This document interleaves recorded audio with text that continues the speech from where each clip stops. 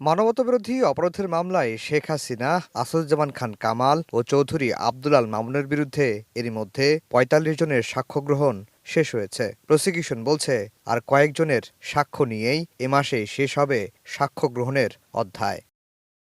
বুধবার শেখ হাসিনার মামলায় আমার দেশ সম্পাদক মাহমুদুর রহমান ও জুলাই গণঅভ্যুত্থানের অন্যতম নায়ক নাহিদ ইসলামের সাক্ষ্য দেয়ার কথা ছিল। ব্যক্তিগত কারণে তারা হাজির হতে না পারায় সাক্ষ্য পিছিয়ে সোমবার দিন ধার্য করা হয়েছে। প্রসিকিউশন বলছে, গণঅভ্যুত্থানের প্রেক্ষাপট তুলে ধরতেই মাহমুদুর রহমান, নাহিদ সহ কয়েকজন সাক্ষ্য দেবেন।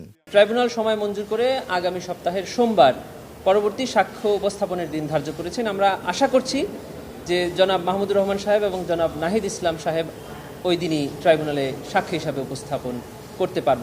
এখন পর্যন্ত দেয়া সাক্ষ্যের ভিত্তিতে শেখ হাসিনা সহ আসামিদের বিরুদ্ধে জুলাই হত্যাযজ্ঞের অপরাধ প্রমাণিত হয়েছে বলেও দাবি প্রসিকিউশনের। এই পর্যন্ত যে ৪৫ জন সাক্ষী ট্রাইব্যুনালে উপস্থাপিত হয়েছে বা যে কয়জন সাক্ষী আমরা সামনে আরও দেওয়ার জন্য প্রস্তুত আছি, এর মাধ্যমে ট্রাইব্যুনালে শেখ হাসিনা সহ যে আসামিরা আছে প্রত্যেকের বিরুদ্ধে ক্রাইমস এগেইনস্ট হিউম্যানিটি প্রমাণিত হয়েছে। এদিকে ২০১৬ সালে যশোরে দুই শিবির নেতাকে গুলি করার মামলায় গ্রেফতার কনস্টেবল সাজ্জাদুর রহমানকে কারাগারে পাঠিয়েছেন আন্তর্জাতিক অপরাধ ট্রাইব্যুনাল। আফজাল হোসেন, সময় সংবাদ, ঢাকা।